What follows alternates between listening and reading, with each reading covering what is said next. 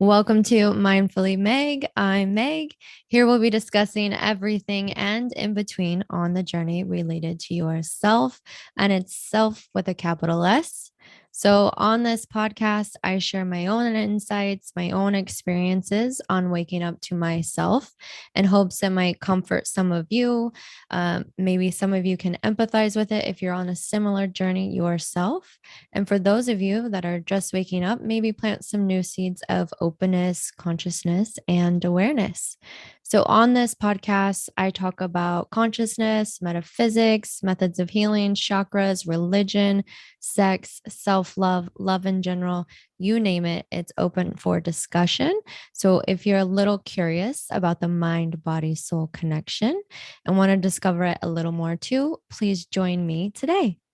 All right, so we'll get to it. Today's episode will be about the yin and the yang.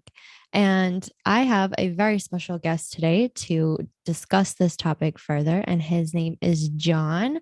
Jon, give everybody a good shout out. Meg, thank you so much for the introduction and congratulations again on the start of your amazing new podcast and video journey. So excited to be here for sure. I would just describe myself as, an individual who's been working on self and self-development over the last few years, especially during the pandemic. Really took that opportunity to go within.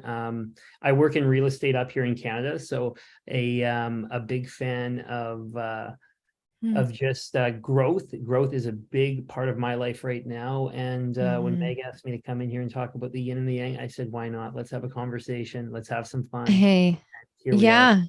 So it's so funny. So I was talking to Jon the other night. I was like, yeah, I'll do like an introduction, how we met. And he's like, Meg, we've actually never physically met in person, but we did get, I guess, an introduction through mutual friends. But we were talking about some of your most conscious relationships, maybe with people not even physically in your environment. So be open to that.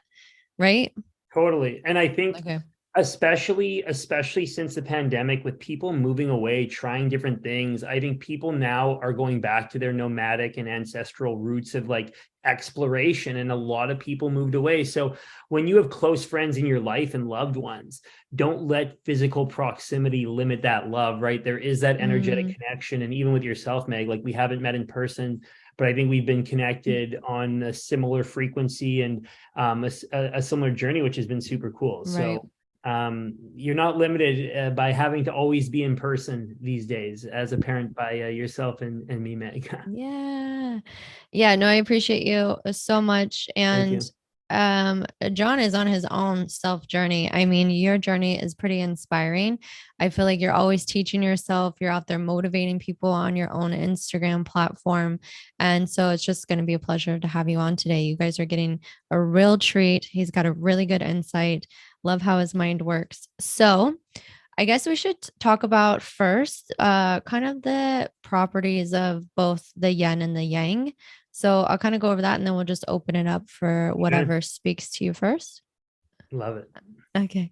So Love the it. yin, that's the feminine, that's the being, versus the yang is the masculine or the doing. So feminine is more the attractive, attracting energy. And then the masculine, as you think about with men, that's the action or the doing, right?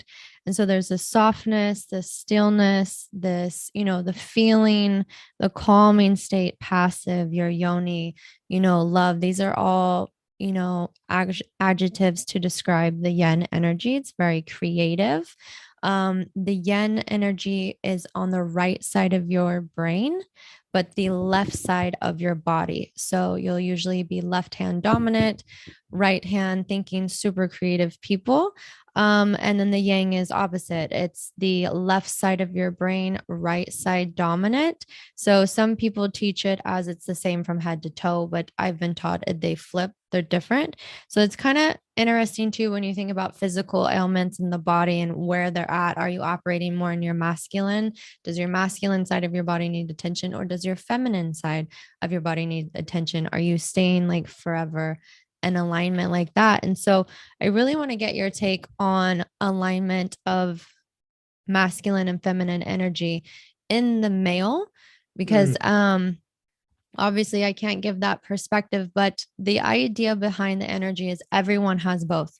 Females Yeah. have masculine too, males have feminine too. But I feel like today in society, or not even today, I mean, this has been centuries old ideas about energy in the body, that when we start acting out of our natural state or our natural flow, we start getting uncomfortable. There's a little more resistance in life. So can you kind of give an insight to what does alignment feel like you in the masculine body with the two energies? No, and that's such a great description and kind of an outline of, different ways of talking about the yin and the yang. For me, I've always just gone to the feminine and masculine as energies. I think Mm-hmm. the easiest way for me to always comprehend it is that everything is energy. And that's something I repeat throughout the day. Everything is energy. And most of that energy is actually made up of empty space. And of those energies, some of them kind of transmute more to the masculine, some more to the feminine. So it creates kind of an easy line down the middle. And I think you gave a great description of the more kind of the passiveness, the creativeness of the feminine versus the Mm-hmm. more doing head down, action oriented of the masculine. And I think a lot of those have obviously transposed themselves even when you look at how societies have evolved, right? What the masculine has taken on versus the feminine. And I think it's great that we're in a period of time now where we can clearly separate the two energies, where it's like we don't have to look at them as gender based. We're actually Right. the world is opening up to all new genders and identities. And I think it's interesting when it comes to the energies, because the energies do not take on genders. They are masculine, they are feminine, very objective, easy to categorically place. And I think that that's a great place to start. So very quick back end, like I operated in my early 20s purely from the masculine, and the masculine tends to be like your RPM on 6,000, and it hits a point of burnout because you're not sustaining that physiology. So here Yeah. I am in my early 20s out of college. I want to sell 100 fucking houses a year. I want to grind, make hundreds of grand houses. I want the car. I want all this stuff because I want to prove myself. Very feminine, very masculine energy, right? So Yeah, that's um, your action, your go, go, go. Very absolutely. assertive, very dominant. Yeah. Okay. But what's interesting about that is when I kind of went on this journey of exploration is what I call it, like having a new perspective. I had thought myself sick. Actually, what I had done was I had manifested an issue in my microbiome, my gut, an Mm, autoimmune disorder. And at the time, because I was just someone who put my head down, I went down the traditional medical route. They give you the medications, etc. They look at mm-hmm. the symptom, but never the root. And then I looked Right. more We at the just treat it. Eastern Yeah. side, more of that feminine side of what can I do intuitively? What's going on in my body right now? Am I actually sending cortisol thoughts down to the body and actually making myself sick? So that's Mm, that's the journey for me, where I realized there is an opposite energy, and that feminine energy for me was a permission to explore, slow down, mm, contemplate, um, take care of my body in different ways. It wasn't just about pushing resistance weight, it was about finding stretch and mobility.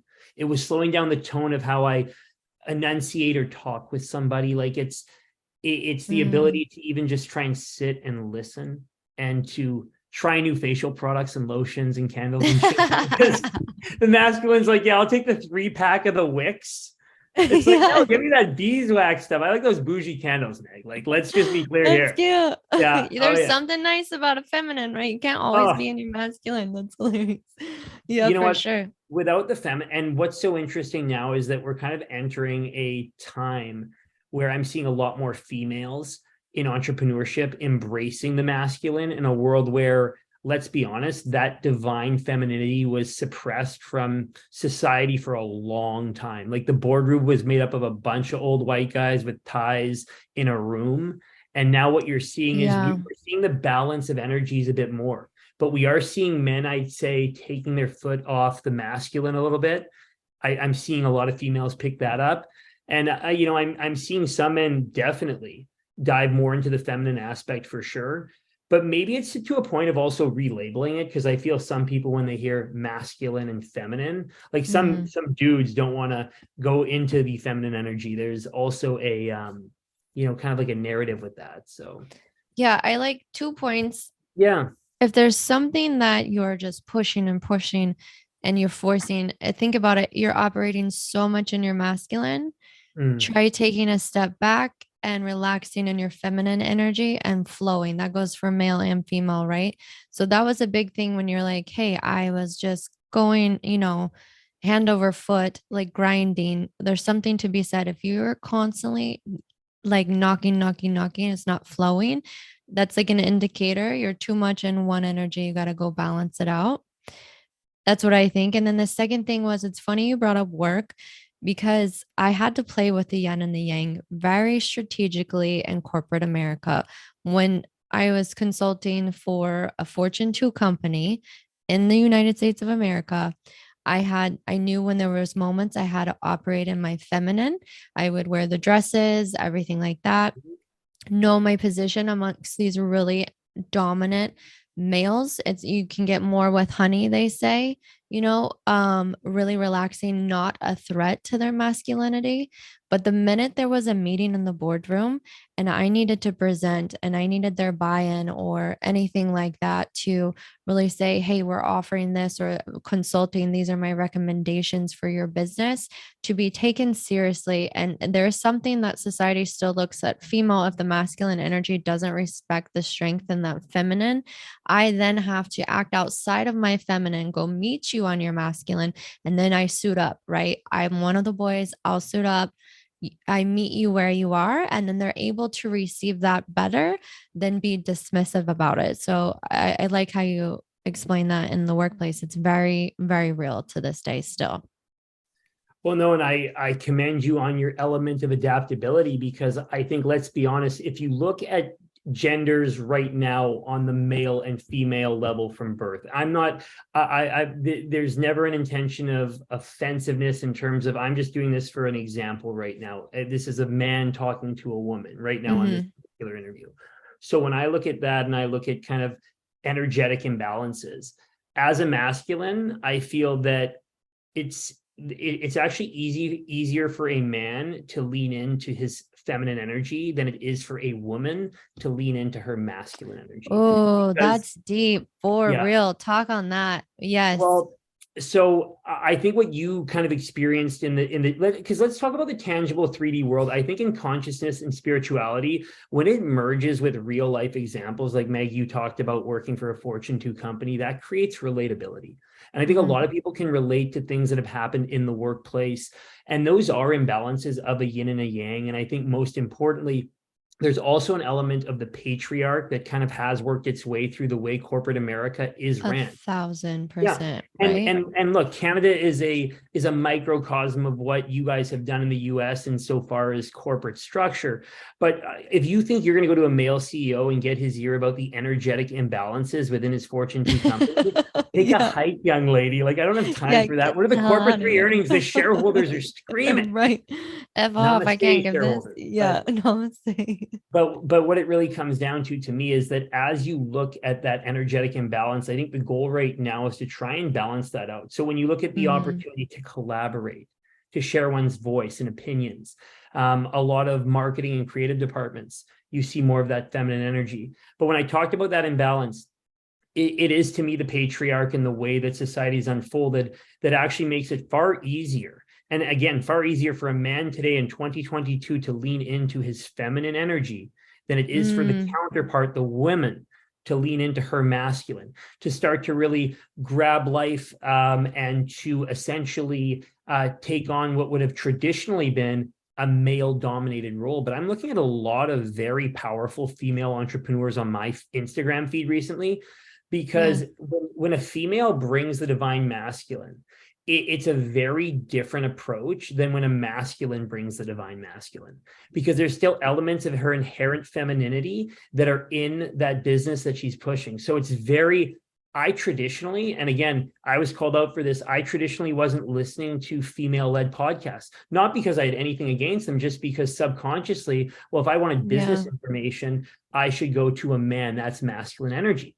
Yeah. Now, as more women in entrepreneurship are possessing this, like I'm talking about like women out there doing 7, 8 figure businesses, spiritual, conscious, like unbelievably empowering women Hmm. who are bringing a totally different energy, because the feminine times the feminine will be exponentially greater than a masculine times the feminine. So a feminine in her divine feminine energy outpowers a masculine in feminine energy.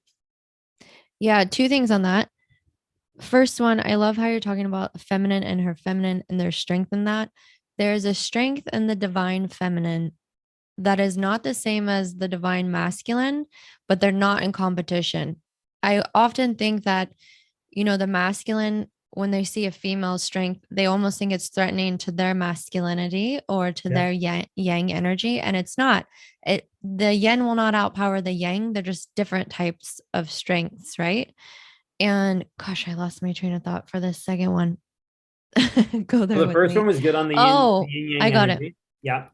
When I operate, when I overcompensate and I have to step outside my feminine more than what feels comfortable to me, it is exhausting, though. I will tell you that. So I think you see this big, huge female movement, feminism movement, but now it gets to a point where it's like, hey, that's awesome and all, but I'm fucking exhausted. You know what I'm saying? Because I'm overly compensating for this area, trying to do too much. And I'm probably going to get a lot of crap for that. But I think, and much to the same, like for men that operate way outside their masculinity and femininity, there's probably single dads out there like killing it, and they're providers doing operating in their masculinity, and then they got to go home and be a single parent, and they're like, I got to operate in my femininity too, just exhausted at the end of the day. There's something to be said Yeah. about the balance, but also kind of staying in your natural state.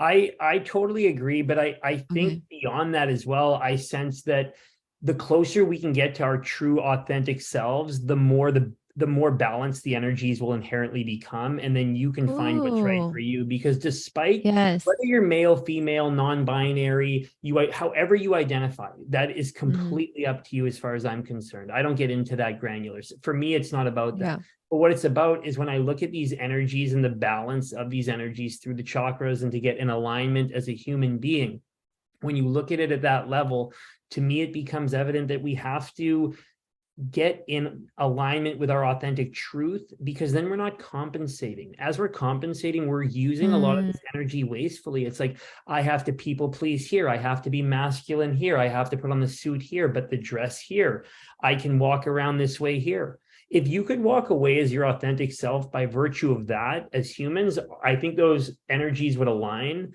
and then you would just walk through the world as you. And if that's a little more feminine, a little more masculine, whatever that mix is, it's it almost works because you are being true to you, and there's less energy used by virtue of that.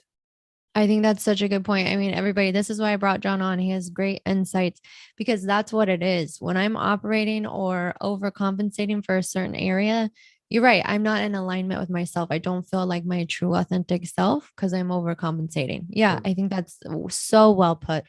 You'll be in alignment. Yep, when you're balanced. Yeah. And I think a lot more people right now in the world need to let their, like Marianne Williamson talks about, just letting your light shine, not by virtue of just for yourself, but by showing other people that it's possible. And there's so many people right now, I'd argue billions of people on the planet, who are allowing fear to get in the way of their unmanifested dreams. And I'm one of Mm-hmm. them. Like, hello, like you're like, I'm one of them. That's the real stuff. But I think the best part of you, if we can balance those two energies, the masculine, the feminine, the yin, the yang, walk through the world open to experience, things will start to maybe sense differently, process differently, and manifest differently as you're walking through the world as your authentic self. And there's going to be constant reminders of why it's difficult to do that, because hashtag you're a human being. So give yourself a little grace on the journey, Right. Yeah. No, I like that. Your unmanifested dreams. Yeah. You were saying earlier, your unmanifested dreams, were you saying it, you're operating too much in, oh, you were saying it's the masculine is the action behind. Sure. So manifesting your dreams. Is that what you're saying? Like the feminine comes up with the creativity of the dream and then the masculine actions it out, Yeah. or talk about that? That's how I kind of process it. But I mean, at the end of the day, I think that there's a lot of people out there that are conjuring up wonderful unmanifested dreams. They're imagining the life they want, the bank account they want, the spiritual practice they want, the relationship. We as humans have the propensity to spend a lot of time in the future.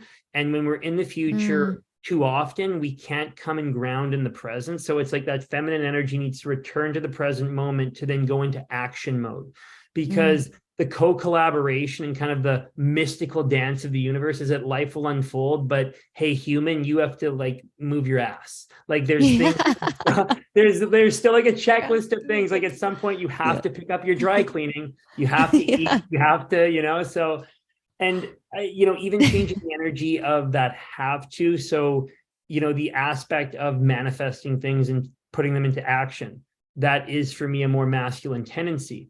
But if you can change the language to, rather than I have to do these things, more of the feminine aspect would be, I love to do these things. I choose to do these things. Like I choose to be here doing this right now. So it allows the energies to align and one to be present. And I think a lot of it is just being able to slow down. And especially, I will say, as a male in a high performance, in some aspects, masculine and dominated, business performance, you want to perform. You want to keep going. You want the cars, the clothes, the stuff. Like the competition, right? Totally. But that can also be exhausting. So do you want to live a life of short bursts with celebrations, or do you want to live a life of kind of like liberation and experience where you understand the importance of manifesting things in a real world? Like, let's be honest, things cost money. People are trying to figure things out. That's all part of it, unequivocally, because you can sit here and talk about masculine and feminine energies all day, which is fantastic. But then there's the aspect of how can you use them in the real world to your benefit in whatever you're trying to grow, whether it is your relationships or your yoga practice, or just, taking more time for yourself, or manifesting new wealth in your life. So I appreciate, that you've brought up some really practical aspects, like including what you went through in the job force, and, as it pertains to just money and manifesting dreams. So. Yeah, well, you brought up a topic that I want to go the yin and yang on. We're all relationships. No, this is good. We talked about it in the I love it. workplace. We talked about it in society. Yeah. Now we'll talk about it in the dynamics of, we'll say, a traditional relationship for just purposes, because of that's where we can speak from, right? You have traditional relationship, and so do I. So can't really speak on anybody else's, but I think there is something to be said about being able to fold in or relax into the opposite complementary energy. And so I'll get your take. I think it was wonderful for me to experience the first night I stayed with this gentleman. It was such a moment for me, because I'm single. Every night I have to lock up the house. If a burglar comes in, it's on me to defend myself. You know what I'm saying? And for a moment, that first night, I was like, "What are you doing?" And he was like, "I went and locked up the house." And I was like, "Oh my God." And then it's just like, I could relax for a second, like take that responsibility off, relax into my feminine, and be with these muscles or whatever, and like not have to worry about if there was a robbery that night. You know what I'm saying? It was like so complimentary.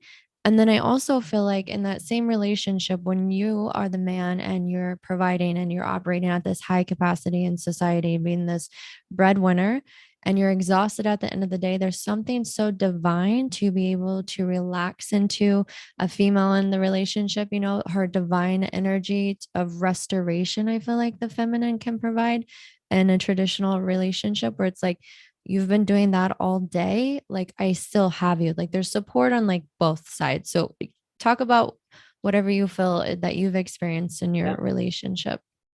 And no, and I think that's so brilliantly put, like insofar as just the ancestral nature of it all has still come back to like the man was inherently the hunter gatherer protector. The woman was the provider and the nurturer. So that is in our cells and DNA. So when people try to conscious like exit that through the spiritual realm, I still say no. Yeah, like you're still a human with DNA. Like beyond a certain point, like the male inherently has been led to go search for food, water, weaponry, go fight war. Like that's been passed down through like as we celebrate, and just to take a moment to commemorate, Veterans Memorial Day, Yeah, Remembrance happy Day. Veterans Day. Like, Yeah. that's something where, when you look at the front lines and the aspect of many of them, like, it was a lot more men buried in the lines at that time because men were the ones who were going to go out and protect. I'm sure there were many female, and I'm talking about just from the soldiers' point of view, but Right. I'm sure there were a lot of female lives lost as well. I don't have the statistics, but what I'm saying in that instance is that that's part of the male identity, and that's part of the female identity. So it's very nice to listen to your physiology sometimes as well and just feel that I'm safe. Physiology. Yep. I'm safe in I this love moment. that. Okay. Hmm. So like, and that's also the journey of as well. I think that's so important. Like when I first went on the consciousness journey, there was this like concept of just like exiting the body insofar as the fact that I'm the consciousness, this is the body, it's the energies. I'm like, what are these energies? I still have to go drive my car, but it's the energy. Like I'm playing in those two worlds. But when you realize that you come back into the body that we're so Hmm. grateful to have during this life, and we listen to our physiology, our heartbeat, we see how things feel intuitively within us. That Hmm. that that's so important and so part of the process of feeling those energies as well that are going on. So on the feminine side, it makes so much sense that you felt that protection and that sense of ease, and him leaning more into the masculine aspect. In relationships, for me, it's honestly always been so different. I've felt the Oh. need in my relationships, to be honest, where I've always looked at myself as wanting to be more of a provider financially in relationships, Hmm. because that's how I understood love. I kind of grew up in a house where love to me it felt like more of a conditional love, where it was Hmm. conditional more upon performance. So when you grow up in that environment, you have the propensity to navigate in life subconsciously to things that you knew as a child. So, for me, it was just very interesting to, even just see like my dad in relationships would often, as my parents were divorced, he would often lean on buying really nice, extravagant gifts or trying to like celebrate the feminine monetarily. Right. So as a young Okay. child, I Hmm. observed that. So that's how I thought I could express my masculinity. But like if Hmm. a robber came in the house, I don't know, I'd be pretty scared. Like I don't know, like I'd be looking at you, Meg. I'd be like, "Yo, like let's go." Really? Oh my gosh. I It mean, was a surrender. I think when you were talking about a physiology, yeah, I think that was my way of trying to describe what a surrendering moment felt like. And maybe sure. that's like for you in a relationship where you feel safe, you're not operating out of misalignment with yourself. You can surrender. It's that constant surrender to each other and to our higher version of ourselves, maybe. Totally. And just that aspect of just letting go at some point for sure, right? Of being able to surrender to that. So, I mean, it's Mm. wonderful to see the two energies at work, and understanding that they can be expressed by either, the You male. wouldn't take on the robber though? Come Oh, well, on. look, obviously, okay, right now, recovering from my Achilles injury, I would have Oh, been right. I mean, yeah. preemptively, absolutely. I take the guy down. There I you do a go. couple moves here, Meg. Like, and that's the thing. At the end of the day, at the end of the day, too, I'm not someone who traditionally has a lot of experience getting in fights, but I'd assume that there's a part of me, in the DNA and in the cells, of course, that Oh, in true. those situations is going to manifest and express itself. So it's one of those things where it's like I don't spend a lot of time thinking about that particular situation, but I would assume that in the midst of that situation, the best way I'd handle it if a robber came in would be get an alignment, analyze this guy, and then take him down, Meg. That Yeah, or guy's finished. female mama bears out there. They got that too. Or I'm calling Oh, you and I'm saying, Meg, please send that guy over that you're dating, like send that right now. guy over. He's got this. Yeah. I know that's probably the difference between like US and Canada. It's like we have to always be on guard. Canada's like there's peaceful stuff everywhere. Like you're good, you Yeah, know. that's unbelievable to me. Like just for you, because like I totally agree. Like I don't know, I've never felt like unsafe, but I feel in some communities in America maybe it's different. But totally, like when that's part of your like external environment of like, hey, you have to be careful. Like if you're looking at the world through the energetic lens of be careful, then you Hmm. are going to compensate in your environment and likely physiologically to protect yourself from your definition of be careful. And like I think a lot of people are keeping energy stuck just by virtue of the fact that they have labels or lenses. They view the world through be careful. They view the world through I am not enough. They view the world through I am Mm, inadequate. They view the world through I mm-hmm. am not going to make it. They view the world through I need to be more. And when you're viewing the world through that lens, what you're trying to do is take the masculine and the feminine and bend the universe in favor of how you think it should be. But here Mm-hmm. we are, like literally these little humans, I'm saying, on this earth, expecting things to unfold exactly as we want them.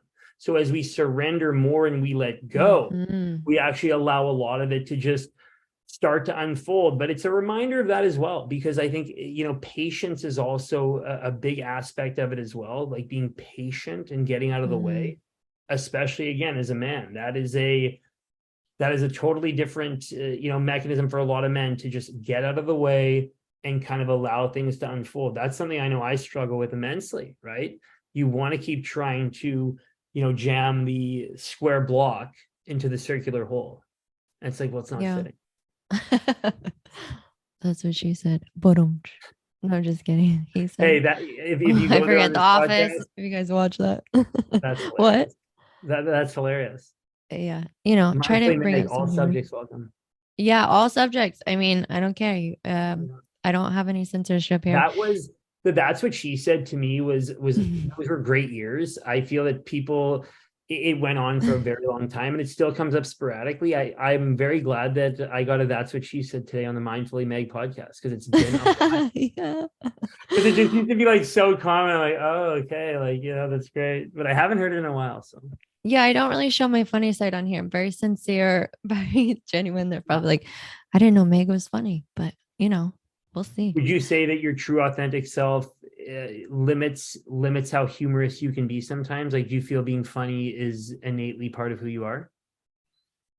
Yeah, I'm definitely playful, but I guess I take this platform so sincere and like sacred that I haven't really had too much fun with it, because there's a lot of healing energy behind it, a lot of trauma behind it. So that's probably why I start out like in my journey sharing the trauma, how I've overcome the trauma, that it's really like sacred.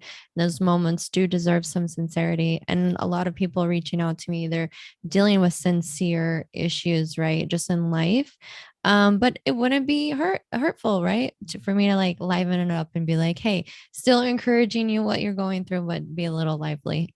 Yeah, I I can. I would encourage you to just be Mm, as authentic as you can, and like the humorous aspect to me, like laughter cures so much in this world, and I think that we should always be having so much fun, and being playful inherently is mhm. what the soul wants to do. What an opportunity for you through this platform to be your natural self on your journey of being playful and bringing in humor and kind Yeah. of taking down almost that wall as well a little bit, where it's like, oh, this is what I'm supposed to be.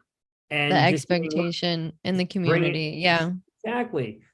People, there's a guy that I follow, part of a mastermind right now. His name's Peter Crone, the mind architect. Um, very, very dynamic individual in the kind of the consciousness realm, and also just like self-development growth. So I'm in his mastermind. Mm, And one really unique thing about Peter is that he's very good at putting his message out there in a way that, I totally lost my train of thought there with what I was going to tell you on Peter Peter. Crone. That It's I and was how Peter he Crone. shares his platform, probably. Yeah. Yeah, so I'm in a mastermind right now with Peter Crone. Pardon me. Peter uses humor like as Oh, part of his okay. natural self. And that's one thing that actually initially got me really into his platform, is because there's so many people sharing this message out there. But then I saw him bringing humor, and I'm like, okay, this is just so authentic. This feels Mm, so real, like it's not being held back. And good. that to me was very attractive as well, right? Because I'm like, oh wow, like there's humor, there's spirituality. Like, man, spirituality is fun and playful. Oh, sign me up. Like, Yeah, like I thought it it was gonna be can. like Yeah. religion school, like sit here and read your scripture, Jewish boy at Catholic school. I'm like, man, I'm not reading, I'm like, what is going not on? reading shit. I'm not reading shit. That's Oh, literally, I love that. I went to Catholic school as a Jewish boy, and then became conscious. Very interesting journey. That's crazy. We're gonna have to talk about that one on Yeah, another episode for another episode. sure. Yeah. Okay, so about this being your true authentic self, acceptance in society. First, I'll give a shout out because you said Veterans Day. I love my grandpa because he was really my example of what a strong, stable, masculine energy looked like in my life. He's still Sure. living to this day. So give him a little shout out. He's the one Absolutely. that taught me, a man should walk you on the inside of the sidewalk, give you your jacket, old school style, never makes the lady pay for the bill, right? Just love him. And I remember this time at like prom, we're getting in the limo. We have, guys and girls in there. And he's like over 6 foot, like a basketball legend, went to war. And so just his essence, his presence, he pops his head in the limo. He's like, "Hey, sweetie, you okay?" And I'm like, "Yeah, grandpa." He takes a cute picture. And it was like, quiet. There was like no nonsense from the guys in the limo. And then he was like, okay, gave him like one look and then like walked out. I was like, boom, that's what like masculine Totally. essence is like.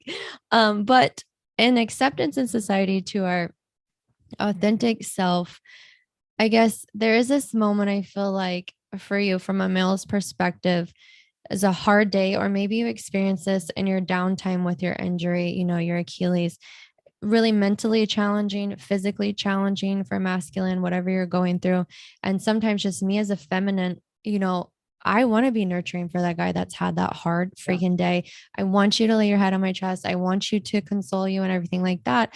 But I feel like when men maybe accept that, or they'll accept it behind closed doors, they won't, really acknowledge it too much openly, outwardly, maybe because society might shun him and his masculine, right? Or I also think maybe in relationships, I think we were talking about this. It was kind of like mind blowing to me to think that, men operate on this capacity of action. I've got to acquire this. I've got to be the provider of this. It's very conditional way of love where, they say Kevin Hart was joking about, females, babies, and dogs can be loved unconditional, but can men really be loved unconditional? And that was really sad for me. I was like, hell yeah, they can. And then my friends were like, and I even talked to my dad, they're like, no, it's like very conditional. So I don't know if you've ever felt that way when you take, take off the armor and you're able to, are you judged? Like, how do you feel about moving out society as a man? Sure. I think the number one word that comes to mind is just like, well, it's two words actually, if you put the word male in front of it, but like male vulnerability, and just the That's ability it. to have those conversations and to be able to be that with your partner, but be that with your best friend, like be that even with your parents, like to be able to just be your true self and to vulnerably have a conversation, especially in like a loving relationship, an intimate relationship with a partner. To me, that's Mm. a prerequisite. Like that's a prerequisite in a relationship that I'm in. And then on relationships with friends, like I find conversations now amongst men are I'm enjoying them a lot more where, yeah, we're talking about the ball game and what's going on in the stock market, but then it like transitions to like, man, like I just got divorced and have 3 kids and it's been really tough recently. And like, Mm. I don't know what to do. That's a more productive conversation to me that the male often needs to get off his chest or be able to have in a safe space. But to also, like you said, be consoled by more of a feminine energy where it's like, yeah, at the end of a hard day, if that's how that relationship lays out. The reason I'm just careful as well, because it sometimes feels that it can be nuclear where it's like, the guy is going to work from 9 to 5, he's exhausted at the end of the Oh, day, and he's coming home you to the wife and she's rubbing his Oh, head. not necessarily like 1950s, but I No, think you no. described it right. The role of just that vulnerability. I feel Yeah, like when a man feels safe in a relationship, then he'll be vulnerable, but maybe not in society because you feel like society supports that yang energy being totally. vulnerable and in the Yeah. yin. And the yang energy, its biggest kryptonite, I would say, is shame. Like when a Mm, man is shamed, oh, I know that when my masculine energy feels shame, it's like that's like a force field that I can't walk through. But I spend a lot more time with shame now. I know Brene Brown has some just unbelievable work on that topic. yeah. And like I truly like I smash the shit out of shame now. Like when shame comes up to me right now, I'm like, bro, you can expose me head to toe. I have no problem. Like where I've been, this is where I am. This is the journey. But shame prevents the masculine from going into action because it doesn't want to expose itself. But shame is a fallacy. Shame is a construct. So when you remove the construct, then the masculine just steps right through. There's no wall to break down. The wall dissipates and dissolves. So I think as men can start moving out of the aspect of shame, and again, I'm not going to say it's for all men, but I think a lot of men quietly have shame in their lives, or they're ashamed of where they think they should be versus where the they are. That's a comparison. huge one for men right now. Men are saying, you know what, I should have X amount of this, that, and the other thing because my friend here has it. Comparison being the thief of joy. You have to run your own lane. You have to keep your head on a bit of a swivel, but you really have to look forward, because as you start looking left and right, you're comparing yourself to other people. You're stealing your joy. And there's all these distractions to do that. But again, working through that shame, I don't think a minute spent working through shame is a bad minute. So, men out there, and if you need a platform or an environment, find someone to talk to, even a therapist. It can be anything. Like it does the traditional realms of like telling people like I have a therapist and thinking like, oh my God, like you work with a therapist, you must be That's crazy. the ego, right? The ego's getting in the way. That's what our 90-year-old grandpas would think, right? They're the ones who say, well, that person's crazy. But No, Men's Men's Health Month. I'm so glad that you're bringing that up and that we're talking about it, because whether it's shame, whether your ego doesn't want to let you admit it, whatever it is, like even your friend reaching out and be like, hey, I'm having a really freaking hard time with my, exit of my relationship. We still need to have community. We still need to do life together. We need to have deep relationships with people, not always superficial. So I love that you're, men's mental health. Like it's okay for you to be vulnerable. It's okay for you to work through your shit and shame and to ask for an unbiased third party's help, right? Totally. And I would encourage, men and women, but more men, with being Men's Mental Health Month, be very wary of the language that you're using with yourself as you move forward, because what's really happening is words are becoming the wardrobe of our soul. Like what we say to ourselves has such an impact on our mental health. So I'm going to use the word gentle. I think the word gentle is a great word where the feminine can kind of come into the male embodiment and just be very careful. I slow down sometimes when I talk to myself because I know my thoughts are so real. Those are unmanifested energy. So I want to be careful with what I'm thinking. I want to be careful with what I'm saying. And that's that ability for men, especially me, to just slow down. And that's where the feminine can take the driver's seat a little bit. It's almost like a pit stop in a sense. Like when you're driving the F1 race cars and you're the Lewis Hamilton and you're just crushing it. Right. At In some Austin, point, Texas. Yeah. Austin, Texas, $8,000 a ticket, I was told. Like it's just Oh, way wild. more than that. Yeah, there was, yeah. Top. So I was told the base ticket $8,000 USD. But I mean, I'm sure they went up to 100. Like, it's just wild to see the prosperity in good old Austin, Texas. Crazy. A lot of feminine energy in that city. No, actually, there probably is. I think there's a good mix, but Yeah. So what do you mean by the pit stop? so the pit stop, what I'm saying is with the feminine energy, I think for me, a pit stop is like permission to take a bubble bath. That's a pit stop. It's like, Okay. rather than just having to constantly go, manifest, action, all these more masculine tendencies. A pit stop, I think, is a permission, and it's more of a feminine because it's like it's an opportunity to rest and restore. That's If what you're it saying the is. masculine energy is more responsible for going in circles with its foot on the gas, 325 miles an hour, then I go further than a pit stop. The feminine energy is when the car is done at the end of the night. It's all washed off and clean. They put the beautiful robe over top of it, and it rests for the evening. The pit stop's so erratic. Change 4 tires, rip the driver's Yeah, plate you're right. for like a That's more masculine. So it's You're the end of right. the night when She's the at the light. end of the night. Yeah. What? Totally. But no, it's like that vehicle then just fully rested and then re-energizing to then maybe go back into that masculine energy. So I think, but it's permission, I think, for men to just stop and take these little pit stops throughout the day. It could be a short 30-second.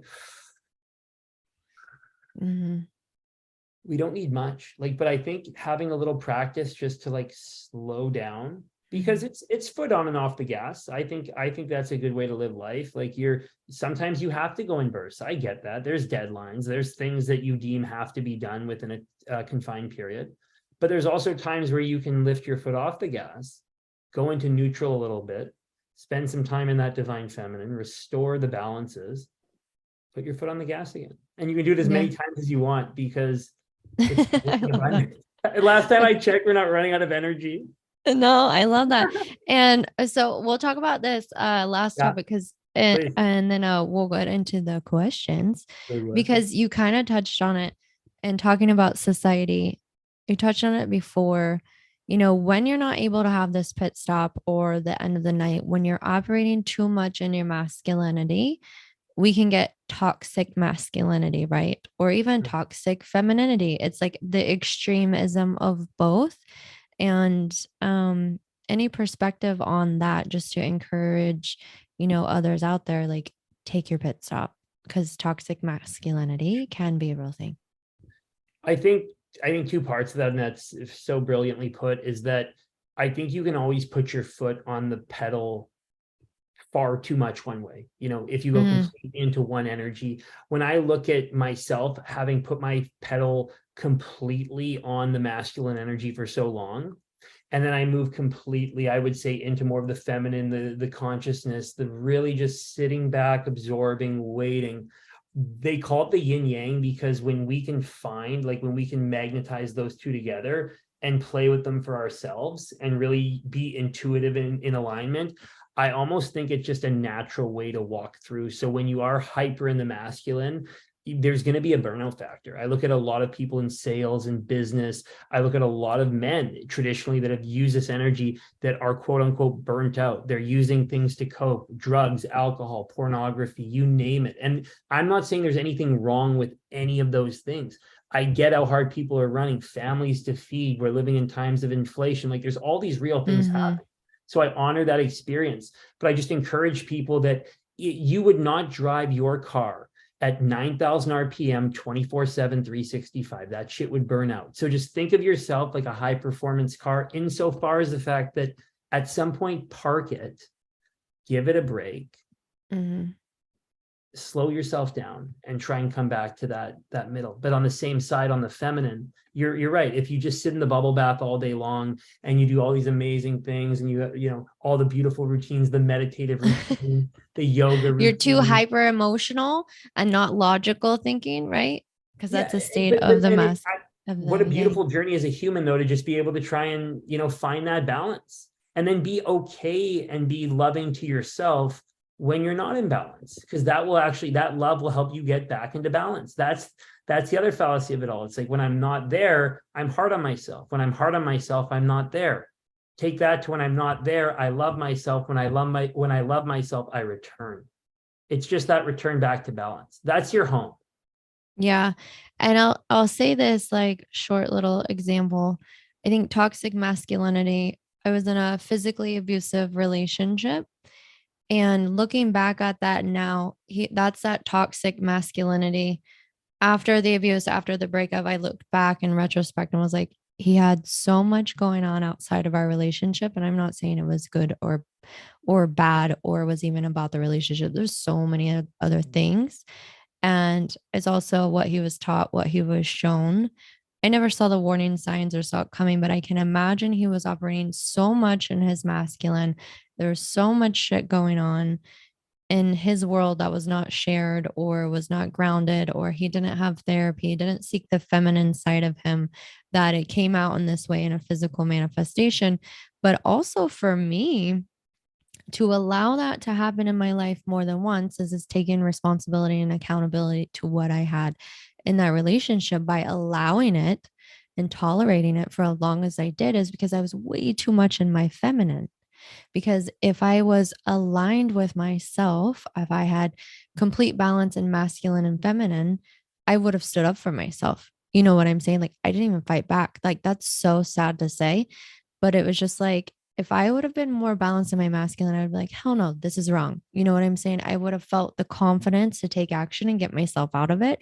So for anybody that may help someone, toxic masculinity is a thing. You're operating way too much in that. We've got people doing crazy shit in society because they don't have that yin yang balance. And the same thing for females, operating way too much in their femininity and tolerating things, unhealthy things, or even men can probably tolerate those things when you're too much in the feminine. So just make sure to stay balanced on both as much as you can.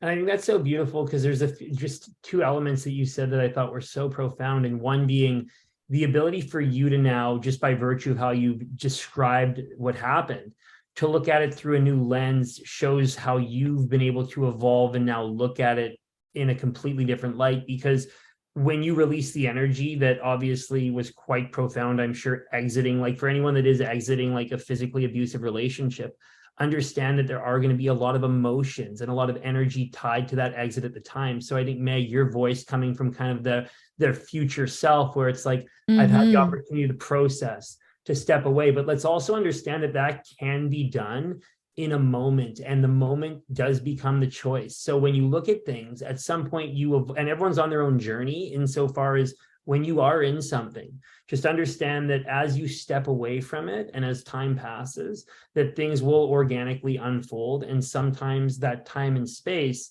allows you to look at something through a different perspective and then use it as wisdom moving forward. And it gets into that final concept of just forgiving yourself, forgiving your past self also for any mistake that you would have made. Like Meg, you mentioned that had you known you should have been more masculine. Well, you didn't know you should have been more masculine because you Right. weren't. And you love that version of you because she did the best she could with what she had. And now Mm-hmm. she's evolved into this girl on the microphone who's like, yo, Meg, 8 years ago, like, Not for had you known what we nothing. know now, Yeah. uppercut. I forgot, defend Yeah. yourself.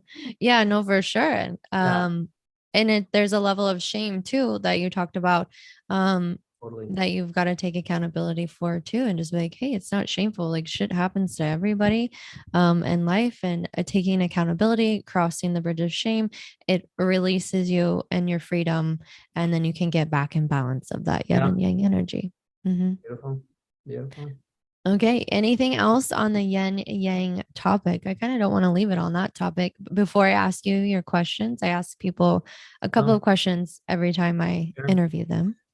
No, you know what? I always remember growing up, like I think my older sister had like these little yin yang like posters like in her bedroom and stuff. And like I never knew what they were. Like I remember like they kind of remind me of like a magic 8 ball type thing. And I would just Yeah. see yin, this yang.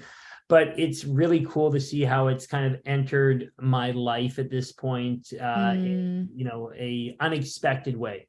And I think just the final message is just, open yourself to allowing the unexpected and sitting in the potential discomfort and unfamiliarity of things that you have yet to experience. Because if you haven't mm, experienced something, you're going to be tense. You might be worried or scared because objectively you don't know what is about to come. But by the very uncertainty of the universe, if you can open up to that, things will present themselves to you. And if we can overcome that unfamiliarity and a little bit of that discomfort, then we can step in and make sure that that yin and that yang is balanced when you step in, and then boom, man, you're just going. I love it. Preacher John, you Yeah, guys mark my words. John, and in due time, you have to remember some of the greatest like spiritual yeah, influencers out there in social media. I mean, they've got decades on us in the game, right? sure. And so we're starting out. I guarantee you're going to be one of these top influencers. You're going to have your conferences, you're going to have your book out, you're going to have your week retreats. I guarantee it. If that's something for you, you guys, John's going to be one you should follow for sure. Well, I sincerely appreciate those words. And for me, I'm just trying to step into this version of myself, and Mhm. whatever plans may exist in the future, it's always nice to have these great conversations. And we've been able to connect here virtually a few times now. So yeah, this was great. Now you can ask me the final questions. Don't ask me about Altuve's batting average in the World Series final that you guys took home. Go Congratulations, though, again, Astros. a hardcore Houston Astro fan you are.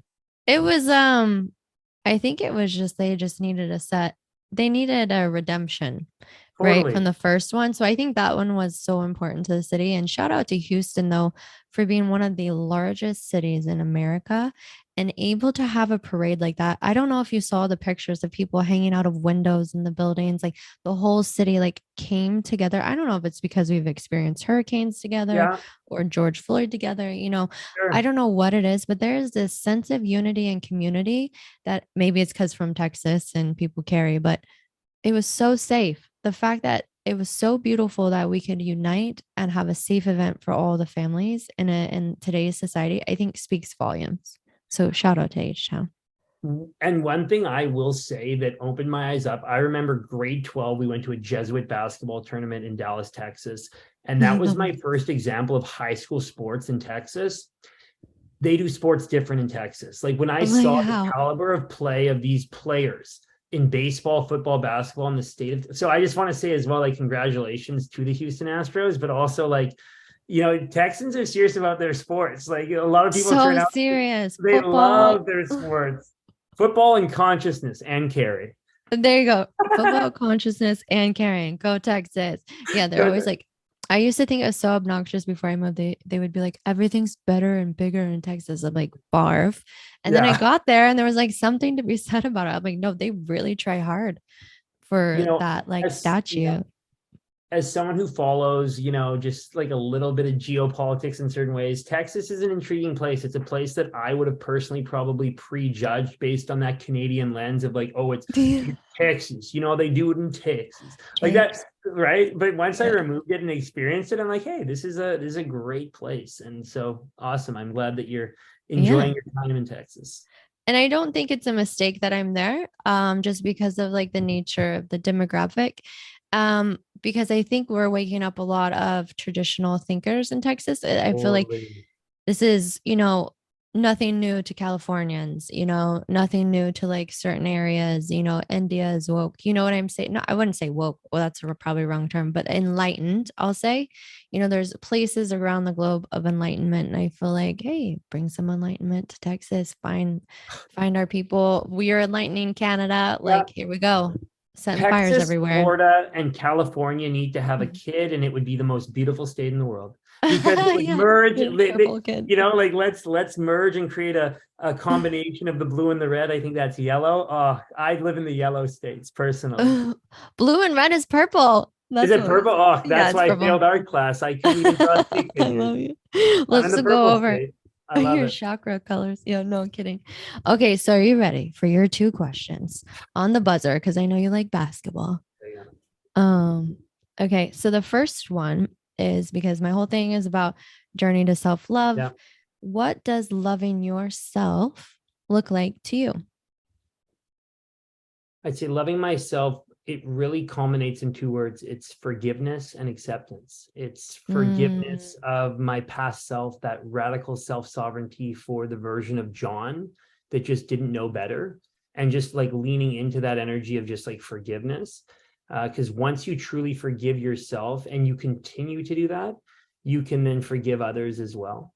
I think that the second one is just acceptance. It's like accepting yourself as you are in this moment, because it is. There's nothing more than the isness of a moment to just accept yourself, because your journey can start from that acceptance. Wherever you are right now, if you look back at yourself and you accept yourself as you are, for the gentleman that you had on last time that had talked about getting, cut down in the absence of that terrible accident that happened to him, and finding self-love and accepting oneself. What was so beautiful about that podcast was it reaffirmed for me that idea of acceptance, because until one can accept their circumstance objectively, like even something like that, we can't grow, because we haven't, the foundation is acceptance.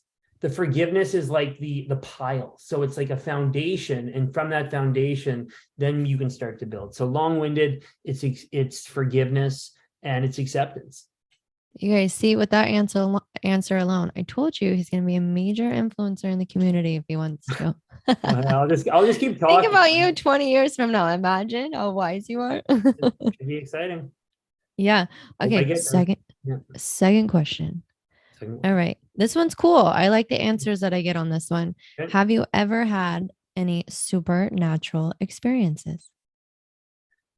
So I have one, what I deem to be a supernatural experience. It was a couple years ago. So I had, for spirituality, I was experimenting with some different plant medicines, really trying to go deeper. I was also using cannabis as part of a spiritual practice. And to be honest, at the time, a little bit too much as well. The human in me started to grab a little bit too much. So But Yeah, I I just had got this excited. experience one evening. And the reason that I mentioned that for me it was enhanced is because I always want to be so raw and authentic, but I want to also put a waiver here. Everybody needs to understand that when it comes to trying to enhance any spiritual experience, that you need to seek professional advice, in my opinion, and you need to seek Mm-hmm. advice that is in alignment with you. I do not believe there's a one size fits all. We are bio individual. No human is alike. So when people start to say, bro, I took 3 grams of shrooms and I flew, man, it was wild. And then like the next person does that and they die, they're dead. It's like Right, I do. That's prescription concerning. Advil, recommended daily allowance, 1. For Grandma Ethel, who's 86 with high blood pressure and obesity, and for the 18-year-old athlete at Stanford, 1 Advil. Brought to you by your pharmacare specialist in the great country America. Right. Oh my God, imagine. Yeah, we should definitely check that. And as literally I went on that tangent, the supernatural. So pardon me. Mhm. So No, you're I gonna tell had us an about it. What happened? yeah, so I had an experience. It was enhanced by cannabis. I was coming off a long fast, I think a few days at the time. And basically, I was reading a lot at this time about kind of Christ consciousness and just kind of this Mhm. idea of that allowing me to enter the spiritual realm by not having to, and I say this for me, to not accept Jesus Christ as my savior, but to understand and learn about who Jesus was as an individual, and the consciousness aspect that was, to me, was very adaptable. So there was a moment where I had felt completely connected to everything and everyone. I saw like a golden light, extremely enhanced. I felt in that, and I say this so practically because it only happened once. Wait, In in your that mind's moment, eye or like in your physical eye? Sorry to the interrupt you. entire aura, like I've done a lot of visual meditations where they're like, imagine a big beam of light coming through your body. And I'm like, I Yeah, don't I do that too. big Yeah. beam of light. Where is it? I'm looking for it. I'm like looking at my neighbor, their eyes are closed. Like, your beam, like I'm not doing this right. Everything I love illuminated it. in gold. It was literally, and I Awesome. was talking to my life coach at the time, and I said, bro, in this moment, I've just realized that the only thing in my way of my dreams is myself. Everything seems so open, so vivid, so wild. So I think, to me, what these moments are is, we have the propensity to think that we're going to get them again, but I truly believe that we might only get one of those type of moments if they do come. So the teaching of a moment like that, whether you have it or not, is that if you can kind of step out of the way, your context, some of the limiting beliefs that we have, the way we view the world, and you can see the vastness of it all, you start to realize that most of the barriers in our life are made up by ourselves, and they come from Mm, our minds. So that was a very good teacher, and I do believe that experience at the end of the day is the teacher. mm-hmm. Just going out there and just experiencing life in the moment and unfolding and just doing your version of life. And what else can you ask for? Was there this moment of like euphoria and like absence of fear and like love in that moment? Honestly, it was. I felt so capable and unlimited in that moment. And that's what I truly do believe, like, the soul ascends to, is this, the soul ascends to this perpetual feeling of just unlimited, joyful bliss, and just walking through the world in a playful state, manifesting your reality, whether you're going to pay a hydro bill, or you're going for dinner with a friend, or you're doing yoga, or you're at work, or you're with your kids. You're flowing through life in this state. And it's not by virtue of Mm, your external environment. You internalize that environment within you, and then that walks through the world, and the world unfolds before you because you've done your inside work, or that you've, done that. But then life is going to present you people and circumstances to show you where you're right? locked up and piss you off. Why'd you cut me off, you? Right. Just to take you out Oh, of that beautiful euphoric moment that you're like, no, gosh, damn it, I'm really trying to walk in light today. and Meg, just as a final thing too, for so many people out there, that is such a moment of bliss as well, as where you can Mm, forgive yourself in the moments where you return to the very human tendency to which you don't want to. Like, mm. I used to have bad road rage. I was a realtor. Get out of my way. I'm trying to make money. Like, that was literally my lens. When I eliminated that, all of a sudden, Oh, no problem. I'm not in a rush anymore because I'm forgiving myself. But if it comes up again, where all of a sudden I go there, I'm not beating the shit out of myself saying, oh, I thought I was soul consciousness. Like I'm so much better than this. It's like, no, like, sometimes the feelings come up. So just leaning in and experiencing and enjoying and Oh, that balancing. constant forgiveness you talked about, right? That's that self-love. Yeah, the constant forgiveness. Absolutely. I love So that. yeah. No, Well, this was any more insights for the people out there? I think we've packed them full. I mean, they've given us an hour potentially of their very valuable time, and that's Yeah, unbelievable. It's been great to speak to you, and thank you for creating such a great forum. And of I can't course. wait to listen back. Thank you for being courageous and being my third interviewee. So I appreciate it. Oh, Where can people find you at? Give me your Instagram again, or if you feel yeah, comfortable, or no, no, maybe not. absolutely. So I go Okay. unapologetically John on Instagram. That's pretty much the only forum I'm on. I just look, I'm someone who just likes to kind of post about my day, what I'm seeing, the way I'm viewing the world through my lens. Like for me, Mm-hmm. like honestly, people ask me, like, there's no, it's just life unfolding. I'd say my account's premised by this idea of just life and it's unfolding. And I think that there's just something kind of unique and fun in that. I like to bring a little Larry David humor every so often. Shout out to my boy, Curb Your Enthusiasm. And Yeah. other than that, just it was wonderful. It was great to have this conversation with you, Meg. Yeah. So, any men out there, go follow him if you need support. I feel like I love your insights throughout the day. He takes these little nuggets of just what he's experiencing in life, shares them with everybody, and I think they're great. And then he definitely has a sense of humor. So, it's always nice to break up the day with that. But if for any of you that need someone to talk to, you can always DM me as well. I have it at a journey to ourself because you're never alone in your journey. So please, no one ever think that. So if you guys need anything, we're here for you. But that's all we have for now. So thanks for listening. I'm Mindfully Meg. Thanks, John. Hey, Meg.